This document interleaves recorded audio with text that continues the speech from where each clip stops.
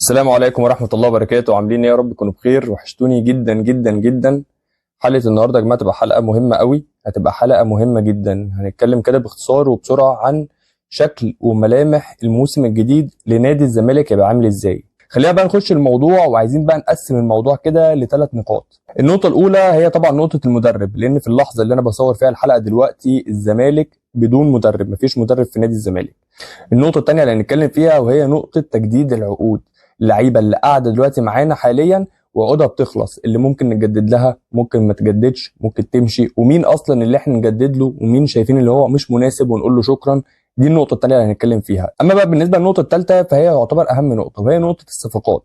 هنتكلم عن كل مركز من حراسة المرمى للهجوم، وهنشوف ايه المركز اللي الزمالك مش محتاج فيه تدعيم، وايه المركز اللي ممكن يبقى فيه تدعيم بس مش من الاولويات، وايه المركز اللي لازم يحصل فيه تدعيم قوي جدا. طيب عشان ما اطولش عليكم نخش مبدئيا كده في نقطه المدرب. احنا مبدئيا سامعين كلام كتير قوي عن نقطه المدرب، والزمالك بيفاوض مدربين كتير جدا، منهم مدربين اصلا نعرفهم وجم دربوا هنا في مصر، ومنهم مدربين ما نعرفهمش وبالبلدي كده اسمهم مدربين السيفيهات، اللي هو مدرب زي مثلا سامعين عن مدرب اسمه فيريرا بلجيكي، وسامعين عن مدرب اسمه سانتو تقريبا او سانتوس، ده اللي هو كان مساعد باسيرو في الاهلي، وحاليا هو المدرب او المدير الفني بتاع الجيش الملكي المغربي.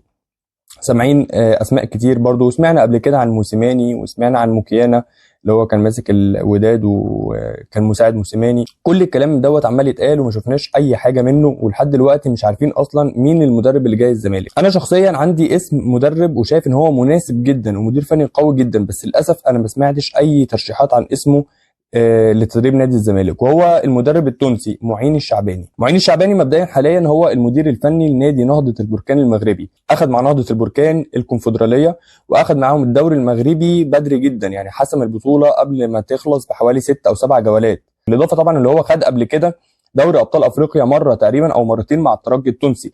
يعني راجل نجح مع الترجي التونسي واخد 2 دوري ابطال افريقيا، غير طبعا البطولات المحليه. بالاضافه ان هو حاليا هو ناجح جدا مع نادي نهضه البركان. صح، معين الشعباني كان ليه تجربه او تجربتين في مصر تقريبا مع سيراميكا كليوباترا والمصري. اي نعم ما كانوش ناجحين قوي، بس الراجل دوت عنده خبره كبيره جدا في بطولات افريقيا. الراجل ده عنده فكره عن الدوري المصري والكره المصريه.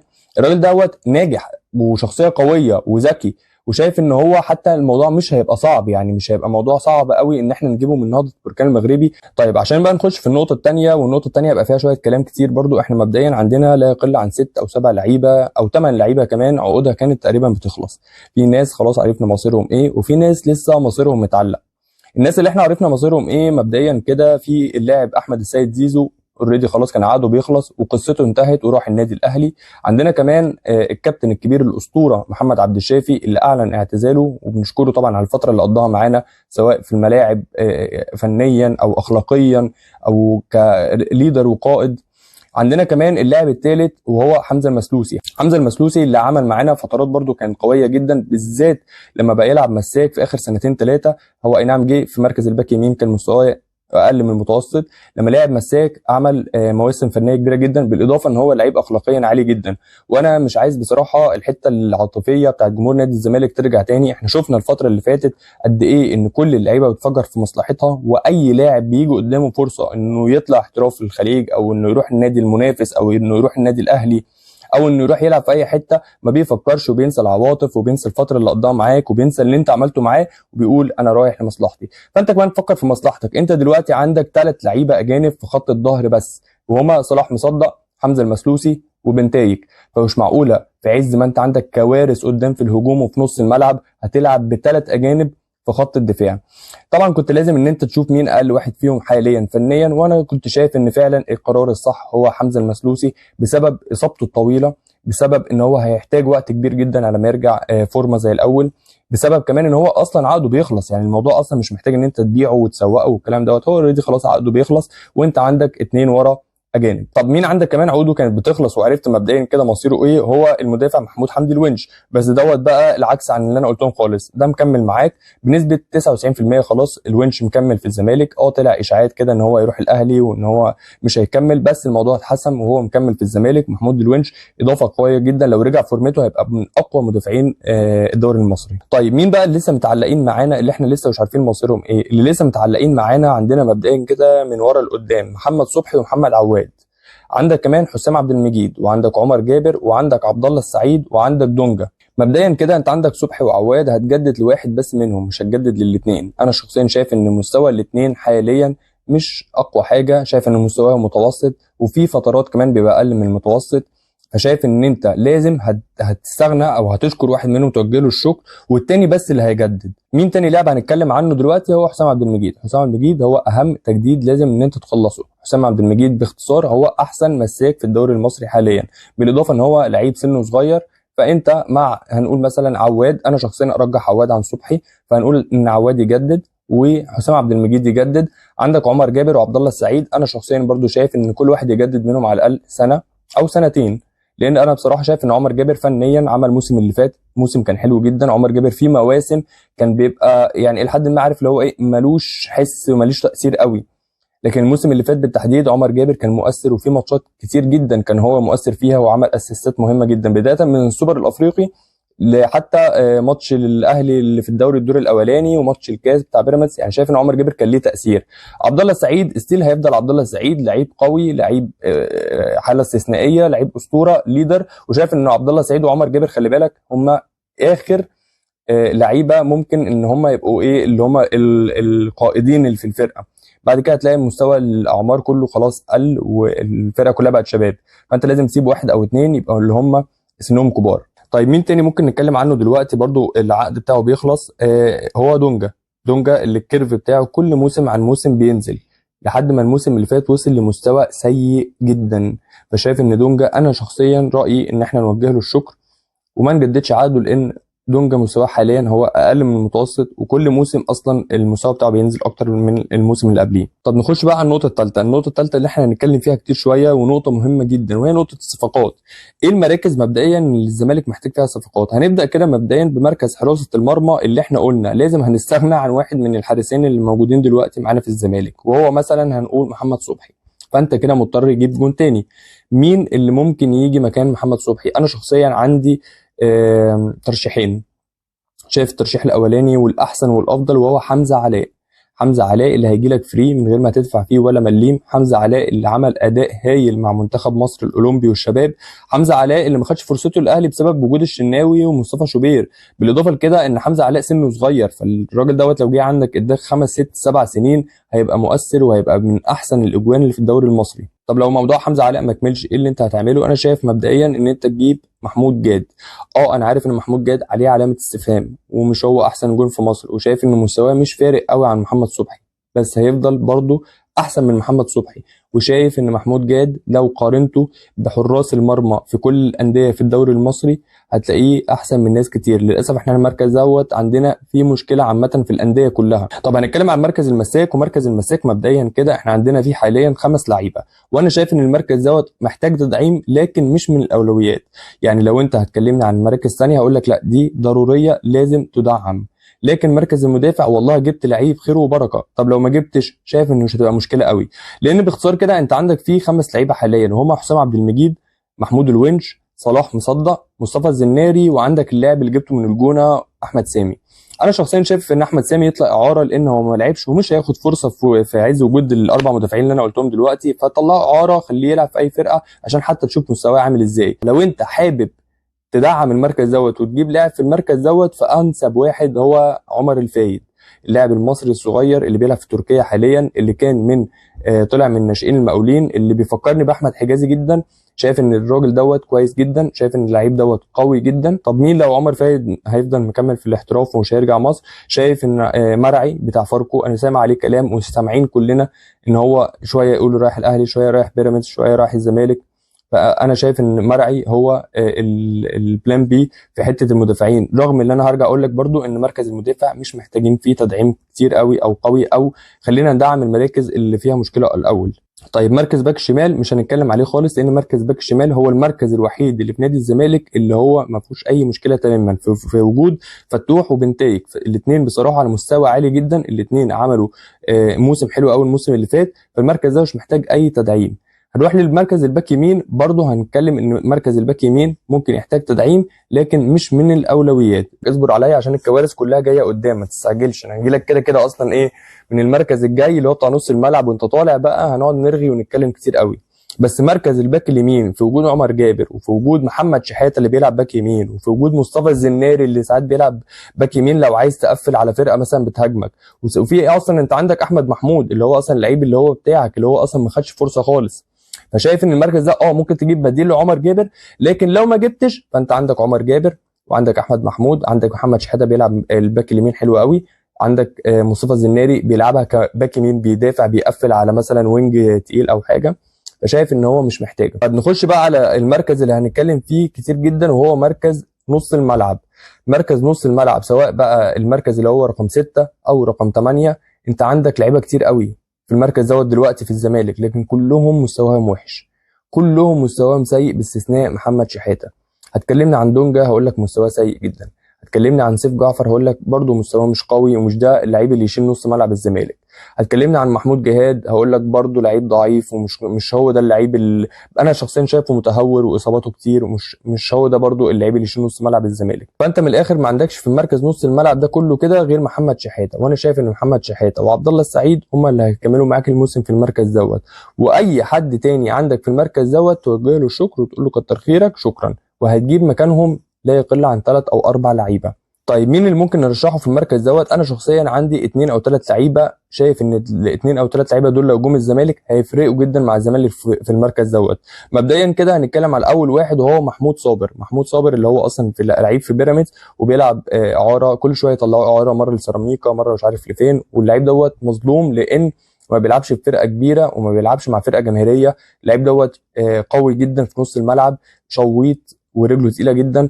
اللعيب دوت سنه صغير اساسا وعمل مستوى هايل مع منتخب مصر للشباب والمنتخب الاولمبي. اللعيب دوت لو جه الزمالك هيفرق جدا في المركز دوت. طب مين اللعيب التاني اللي ممكن كمان يجي مع محمود صابر؟ وهو بوبو اللي كان بصراحه مكسر الدنيا وكان عامل مستوى عالي جدا، بس برضو الاعارات بتاثر على مستواه، ولما راح بيراميدز برضو ما لعبش، مستواه نزل واتأثر جدا. لكن هو كخامة قوية جدا، بوبو كخامة قوية جدا. تخيل انت عندك بوبو ومحمود صابر ومحمد شحاتة في نص الملعب. طيب مين كمان ممكن نجيبه؟ طارق حامد. انا هقول لك لا، انا شخصيا ضد رجوع طارق حامد تاني للزمالك، مش عشان حاجة، هو اي نعم مشي بطريقة مش حلوة اساسا وعمل نفسه ان هو مصاب عشان ما ينزلش تدريبات وقعد يتدرب لوحده وامتنع عن التدريبات وبتاع وعمل فيلم كده علشان كان عقده بيخلص ومش عايز ان هو يلعب في الزمالك. بس مش هو ده السبب الوحيد، يعني ده سبب بس مش ده السبب الوحيد. السبب التاني ان طارق حامد اساسا فترته في السعوديه ما كانتش قويه، وطارق حامد كان بيتصاب كتير جدا، وطارق حامد كان مش اساسي وكان بيبقى دكه كتير جدا وكان بيبقى غايب كتير جدا. وانا بصراحه مش ضامن مستوى طارق حامد لما يرجع الزمالك هيبقى عامل ازاي، بالاضافه لكده ان هو اصلا لعيب سنه كبر. فانا هيبقى قدامي لعيب زي محمود صابر او مثلا بوبو لعيبه عندها 24 سنه او 25 سنه، اجيب ليه طارق حامد اللي سنه معدي ال 32 او 33 سنه؟ طب هتقول لي امال انت عايز مين في نص الملعب تاني مع بوبو ومحمود صابر؟ هقول لك من الاخر انا عايز لعيب افريقي، انا عايز لعيب اجنبي، عايز لعيب افريقي. ما انا خلاص بقى مشيت حمزه المسلوسي وهاجي لك قدام همشي لك برده سيف الجزيري، يبقى انت كده اصلا عندك الاجانب برده. هنقفل السكواد ان الاجانب بيبقوا في الاخر 5. لازم تجيب هنا عندي بقى في نص الملعب تجيب لعيب افريقي كمان، سواء بقى لعيب عربي زي فرجاني ساسي او بن رمضان، هتجيب بقى لعيب افريقي دبابه زي بلاتي توريه او اليو ديانج ايا كان. انت يبقى عندك محمود صابر ويبقى عندك بوبو ويبقى عندك محمد شحاته ويبقى عندك عبد الله السعيد ويبقى عندك لعيب اجنبي في المركز ده، يبقى انت كده نص ملعبك فعلا بيقارن بالاهلي وبيراميدز اللي نص ملعبهم قوي جدا. بص كده على وليد الكارتي وبلاتي توريه، وعلى مش عارف هتلاقي الناحيه الثانيه اليو ديانج ومروان عطيه وامام عاشور وبن رمضان، هتلاقي انت مقارنه بيهم لا انت بعيد خالص. فانت لازم تجيب الاربع لعيبه او الثلاث لعيبه اللي انا قلتهم دلوقتي مع عبد الله السعيد ومحمد شحاته. طيب قبل بقى ما نتكلم عن مركز الوينجات برضو اللي هنتكلم عنه كتير، خلينا نخلص كده من مركز رقم 10 اللي برضو انا رايي الشخصي ان هو مش هيحتاج تدعيم قوي بصراحه، في وجود ناصر ماهر، في وجود عبد الله السعيد اللي هو بيلعبها حلو جدا، في وجود احمد حمدي ان شاء الله لما يرجع من الاصابه، او خلاص هو يعتبر رجع من الاصابه لكن هو محتاج بس ان هو ياخد ماتشات ورجله تبقى واخده على الملعب ويرجع فورمه تاني. في وجود الثلاث لعيبه دول انا شخصيا شايف ان انت ما عندكش مشكله برضو في المركز رقم 10. نخش بقى في مركز الوينج، سواء بقى الوينج رايت او الوينج ليفت. احنا في نص الملعب قلنا ان في لعيبه كتير بس كلها تمشي وكلها تعبانه وشايف ان مفيش حد. مركز الوينج بقى ما فيهوش حد اصلا، يعني مركز الوينج اصلا ما فيهوش حد حلو ولا حد وحش، هو المركز اصلا فاضي، ما فيهوش غير مصطفى شلبي وهتكمل بقى بايشو وهتكمل بفاهم. ما في والله ما الاقي حتى مثل اضربه، انا مش لاقي حد لعيبه ان انا اقول لك ان انت هتكمل بيها، ما فيش المركز ده ما فيهوش حد خالص. فانت محتاج وينجين رايت ووينجين ليفت من الاخر، محتاج وينجين رايت ووينجين ليفت مع احمد الجفالي اللي ممكن يكمل وممكن لا. احمد الجفالي اللاعب التونسي اللي جبناه من الملعب التونسي اللي ما خدش فرصه خالص لان هو اتصاب من اول ماتش، اول تلت ساعه ولا اول ربع ساعه اتصاب، ما شفناهوش تاني. لكن مبدئيا انا شخصيا كده لو تسالني انا عن رايي اقول لك انا شايف ان اللعيب دوت خامه كويسه، واللعيب ده شكله حريف وستايله كده، عارف انت ستايل الزمالك اللعيبه الوينج اللي بيبقى حريف. بس للاسف حته الاصابه دي قفلتني كده في حته اللي هو ايه، خايف ان هو يبقى اللعيب اللي يلعب معاك ماتش ماتشين ويقعد يتصاب ويغيب نص الموسم. مصطفى شلبي سوقه، يعني انا مش عايز ازيد في الزيطه بصراحه واقعد ان انا اخبط في مصطفى شلبي واتكلم عن مستواه، لان الراجل ده من الاخر حتى لو هو جاي لك بمستوى فني بنسبه 25% فهم راحوا بسبب اهتزاز ثقته في نفسه. هو حتى لو فنياته ضعيفه وهو اصلا جاي لك مثلا بالليفل معين، فهو نزل وبقى داون خالص بسبب ان بقى خلاص بقى تريقه وبقى ميم والدنيا مش ماشيه معاه، ودخل في اخر بيلن يضيعه في ماتش بيراميدز، في ماتش الكاس، وضيع فرصه الماتش اللي كان ممكن اصلا الزمالك يحط جون من بدري. فمصطفى شلبي كده كده انا شايف ان تسوقه بقى سيراميكا البنك ايا كان، بالاضافه ان انت عندك ايشو تطلعه اعاره، فانت كده ما عندكش حد خلاص، فاهم؟ ممكن احمد الجفالي بقى، انا شخصيا 50-50 مش عارف اقول رايي قوي. مشكلته انه اجنبي، عارف لو مصري كنت اقول لك خليه والله، بس مشكلته ان هو اجنبي، لان انا هحتاج لعيب اجنبي تاني في المركز ده. طب خلينا برضو عشان انا بحب كده تبقى الدنيا مترتبه، خلينا نبدا بالوينج الشمال. لو هنتكلم في الوينج من ناحيه الشمال، انا شايف ان في 2 لعيبه لو جبتهم يبقى انت جبت 2 لعيبه تقال قوي. انا شخصيا طبعا اتمنى رمضان صبحي ان هو يبقى موجود في الزمالك، صفقه سوبر وسوبر السوبر كمان. ورمضان صبحي سيبك من فترته في بيراميدز، رمضان صبحي لو جه الزمالك هيبقى حاجه تانية، هو هيبقى من نجوم الدوري المصري وهيبقى في حته تانية خالص. فما تقولش رمضان راحت عليه وخلاص وبتاع، لا، رمضان لو جه الزمالك هيضيف للزمالك والزمالك هيضيف له كتير قوي. بس انا مستصعب الموضوع شويه علشان عارف ان بيراميدز هيجعبد الدنيا كده بالبلدي، ايه مش هيسيبوا لك بسهوله يعني. فمين الاثنين اللي انت ممكن تجيبهم في مركز الوينج الشمال؟ انا شخصيا شايف 2 لعيبه حلوين جدا وحريفه جدا وهجوميين جدا وسنهم مش كبير. رقم 1 احمد عبد القادر. احمد عبد القادر الاهلي ما استفادش منه خالص طول فترته. احمد عبد القادر لعيب مهاري ولعيب حلو جدا، بس كميته ما مشيتش في الاهلي، تحس كده ان هو والاهلي الكيمياء مش ماشيه ما بينهم. لكن هو لعيب كويس قوي، بيفكرني بناصر ماهر في الاهلي. ناصر ماهر في الاهلي كان انا بحس والله شايفه خامه قويه وخامه حلوه قوي، بس كميته مش ماشيه مع الاهلي، وفعلا لما جه الزمالك كسر الدنيا. فانا شايف ان احمد عبد القادر رقم 1. رقم 2 زلاكا اللي عامل موسم تحفه هايل مع سيراميكا، وشايف ان لما راح بيراميدز يعني الناس كلها عماله تتكلم على ابراهيم عادل وتتكلم على رمضان صبحي، جه زلاكا من فجاه كده من حيث لا نحتسب لقيناه في وشنا داخل مكسر الدنيا واكل الجو كله. انا شايف ان زلاكا مع احمد عبد القادر في الوينج الشمال تبقى حاجه محترمه جدا. شايف ان ناحيه اليمين انت هتحتاج 2 لعيبه برضو. انا شخصيا ارشح مصطفى فتحي انك ترجعه تاني. مصطفى فتحي انا مش محتاج اتكلم عنه كتير، كل جمهور الزمالك وكل مصر عارفه امكانياته وعارفه ان هو لعيب سوبر. فانت محتاج مصطفى فتحي، ومحتاج في الوينج اليمين لعيب اجنبي. عشان كده دي الحاجه اللي مخلياني عايز اطلع احمد الجفالي اعاره الصراحه، لان انت هيبقى عندك بنتايك وصلاح مصدق، وهتجيب واحد في نص الملعب، خلينا نحلم بقى، وهتجيب واحد في نص الملعب، وهتجيب وينج، وهتجيب مهاجم لسه قدام. ما انا هجي لك في المهاجم برضه ايه، انا مش قلت لك في الباك رايت ما تستعجلش وتقعد تقول لي كل حاجه مش اولويه، احنا في لسه كوارث. فانت محتاج ايه، 5 لعيبه اجانب. هيبقى عندك صلاح مصدق وبنتايك، لعيب رقم 8 ووينج رايت ومهاجم. المهاجمين مش هنتكلم كتير، انا شايف ان حسام اشرف يطلع اعاره برضو او انك تسوقه، لان شايف ان هو مش على المستوى العالي. شايف ان فكره اسامه فيصل استبعدها. انا شخصيا شايف ان اسامه فيصل مش اللعيب القوي ومش اللعيب الكويس اللي يستاهل يعني يدفع فيه المبالغ ديت. نفس الكلام اللي انا قلته على اسامه فيصل دوت هقوله على عمرو الناصر بتاع فاركو. انا شخصيا حاسس ان عمرو الناصر ده مش هيبقى لعيب اهلي وزمالك، مش اللعيب الشرس القوي اللي هيجي يشيل لك هجوم ويشيل الهجوم كله بتاع الزمالك. انا ده رايي انا الشخصي ونظريتي كده. عمرو ناصر مش لعيب اهلي وزمالك. اسامه فيصل انا مش حاسه، بحس ان هو لا، الناس مشبهه بمصطفى محمد على الفاضي يعني. طب انت عندك سيف الجزيري هتقول له شكرا مبدئيا، وعندك حسام اشرف هتقول له شكرا، فانت هتبقى داخل بناصر منسي. ناصر منسي هتحتاج معاه 2 لعيبه، منهم واحد مصري وواحد اجنبي. المصري انا ارجح طبعا رقم 1 اللي الناس كلها عماله تتكلم عنه وكل البرامج بتقول انه جاي الزمالك، وهو محمد شريف. محمد شريف لعيب بيلعب برجليه اليمين رجليه الشمال هيدر، لعيب سريع، كان عامل مواسم حلوه جدا مع الاهلي، وشايف ان برضه لما يجي الزمالك حاسس ان هو هيبقى عايز ان هو يثبت ان هو لسه موجود، وهيبقى عايز يطلع كل اللي جواه. فشايف ان سيف سوري ناصر منسي مع محمد شريف، مع مهاجم اجنبي او مهاجم افريقي زي بتاع يانج افريكانز او مهاجم عربي. انا شخصيا في لاعب في دماغي مش عارف ليه ما حدش بيتكلم عنه خالص، وهو اللعيب الاردني يزن النعيمات. اللعيب ده يا جماعه لعيب، انا مش عارف هو بيلعب تقريبا في الدوري الكويتي ولا الدوري الاماراتي، حاجه زي كده، ما اعرفش بيلعب فين بالظبط، بس الراجل ده كان في اسيا مكسر الدنيا. الراجل دوت قوي جدا، مهاجم حلو قوي، وكان عامل مستوى عالي جدا، وشايف برضو انك مش صعب انك تخلص فيه. فلو عندك مثلا مهاجم زي يزن النعيمات ومحمد شريف، وعندك ناصر منسي، او عندك يا سيدي اللعيب بتاع يانج افريكانز مع محمد شريف مع ناصر منسي، 3 مهاجمين سوبر. فده كده باختصار السكواد في الاخر شكل الزمالك، اللي انا اتمنيته وحسيت ان هو واقعي. انا شخصيا عايز اقول لك يا عم هات بوفال، وهات سفيان رحيمي، وهات يوسف المساكني، وهات البلايلي، اقول لك كل الدنيا كلها هاتها، وهات رمضان صبحي والشيبي.